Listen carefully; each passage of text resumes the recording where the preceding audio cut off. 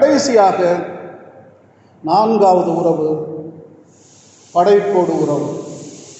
அண்ணம்மா வீட்டில் போய் பாருங்கள், செடிங்க, கொய்யா மரம், என்ன கொய்யா மரம் அவங்க நட்டாங்க, இன்றைக்கி நம்ம சாப்பிட்டுருக்கோம். நம்ம நடுற எந்த மரமுமே நம்ம சாப்பிட போகிறதில்ல, பிற்கால தலைமுறையினர் தான் சாப்பிடுவாங்க.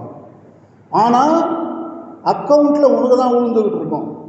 இப்போ நீ ஒரு மரத்தை நட்டுட்டு செத்துட்டா அதை சாப்பிட்டு எல்லாரும் வாழ்த்துறாங்க பாருங்கள், அந்த வாழ்த்தெல்லாம் உனக்கு தான் போகும், இங்கே இருக்கிற ஆளுங்களுக்கு கிடையாது.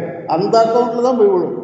ஸோ அவை மரம் வைத்து இயற்கையை பேணுவது மற்ற வருங்கால மக்களுடைய நலனுக்காக, அவங்க நல்லா வாழணும், நமது இயற்கை நன்றாக இருக்க வேண்டும் என்கின்ற ஒரு மாபெரும் புண்ணியம்தான் இயற்கையோடு நாம் கொண்டுள்ள உறவு. ஸோ ஆகவே அண்ணம்மாள் இந்த கிராமத்திலேயே வாழ்ந்தாங்க.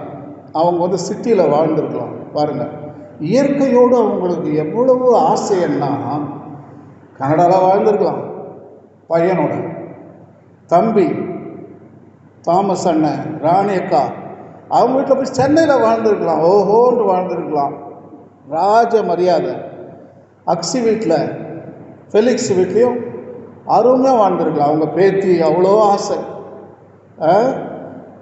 வாழ பாருங்கள், இதுதான் உண்மையான உறவு. கிராமத்தில் வாழும். இந்த காற்று, இந்த தண்ணி, இந்த மண், வா, இதை விட இயற்கையோடு நாம் ஒரு பரந்த உறவை கொண்டிருக்க முடியாது.